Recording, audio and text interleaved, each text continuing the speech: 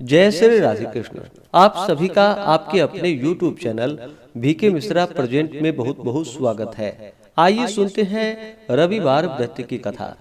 रविवार के दिन जो भी भक्त व्रत को धारण करते हैं, इससे भगवान सूर्य देव अपने भक्तों के सभी प्रकार के रोग और कष्टों को दूर कर देते हैं तथा पुत्र धन सुख समृद्धि का आशीर्वाद प्रदान करते हैं।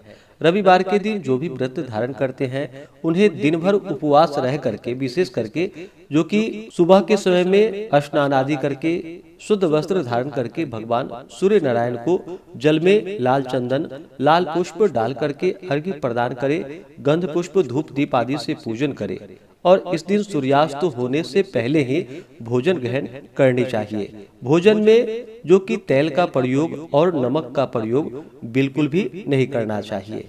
इस दिन ब्रह्मचर्य का पालन करते हुए किसी के ऊपर क्रोध नहीं करनी चाहिए। भगवान सूर्य नारायण के चरणों में अपना मन लगाना चाहिए, इससे भगवान सूर्य देव अति प्रसन्न होते हैं। तो आइए सुनते हैं रविवार व्रत से जुड़ी हुई कथा। तो बोलिए प्रेम से भगवान सूर्य देव की जय। कथा के अनुसार सृष्टि के आरंभिक काल की बात है, जब देवता और मनुष्य दोनों ही अपने कर्मों के अनुसार फल प्राप्त करते थे।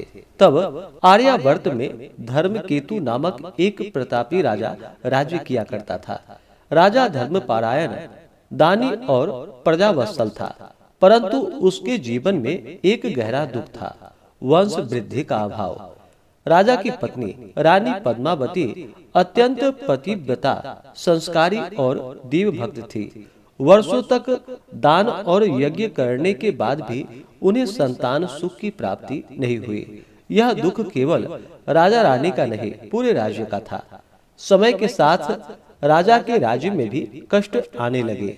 सूर्य समय पर नहीं निकलते, फसलें सूखने लगी, बालक दुर्बल जन्म लेने लगे, रोग और दरिद्रता फैलने लगी।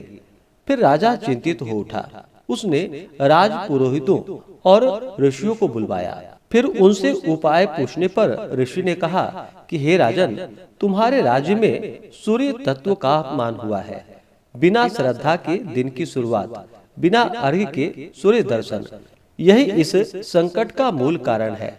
राजा ने हाथ जोड़कर कहा कि हे भगवान, कोई उपाय हो तो बतलाइए, प्रजा और परिवार का कल्याण कैसे हो। तब महर्षि बोले, यदि राजा सहित पूरा परिवार और राज्य की प्रजा रविवार व्रत करे और श्रद्धा से सूर्य देव की आराधना करे तो सूर्य नारायण अवश्य ही प्रसन्न होंगे। ऋषियों ने विधि बतलाई। रविवार के दिन ब्रह्म मुहूर्त में उठकर के स्नान आदि करे, तांबे के पात्र में जल, रोली, लाल पुष्प डालकर सूर्य को अर्घ्य प्रदान करे। इस दिन मौन या सात्विक वाणी से रहे। एक समय भोजन जो कि सूर्यास्त होने से पहले करे, सूर्य का कथा श्रवण करे, संध्या को दीप दान करे। और फिर राजा रानी ने उसी क्षण व्रत का संकल्प लिया।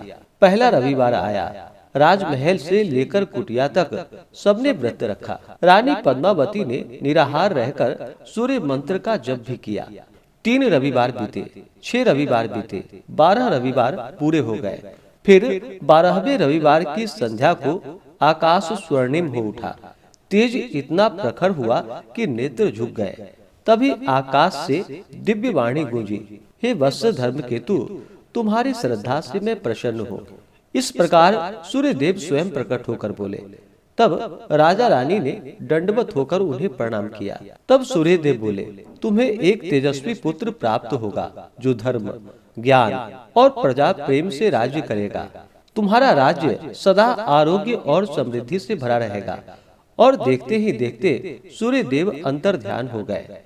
समय आने पर रानी ने एक दिव्य पुत्र को जन्म दिया। उसका नाम रखा गया सूर्य केतु। राज्य में फसलें लहलहाने लगी, रोग नष्ट हो गए, परिवार में प्रेम बढ़ता चला गया। इस प्रकार फिर सूर्य उपासना की परंपरा बन गई। राजा ने घोषणा की, जो परिवार रविवार व्रत करेगा उसे राज्य से सहायता और सम्मान की प्राप्ति होगी। तभी से यह व्रत पारिवारिक कल्याण व्रत माना जाने लगा। और जो भी रविवार के दिन व्रत को धारण करते हैं, भगवान सूर्य नारायण की आराधना करते हैं, तो भगवान सूर्य नारायण अपने भक्तों के सभी प्रकार के रोग, कष्ट और दुखों को दूर कर देते हैं। तो बोलिए प्रेम से सूर्य भगवान की जय। तो आशा करता हूँ कि यह जानकारी आपको अच्छा लगा हो।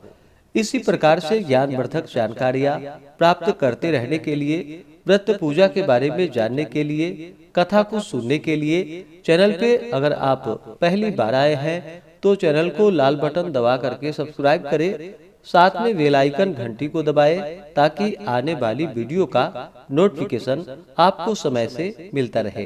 वीडियो को लाइक करें, शेयर करें। सुखी रहें और स्वस्थ रहें। जय श्री राधे कृष्ण। धन्यवाद।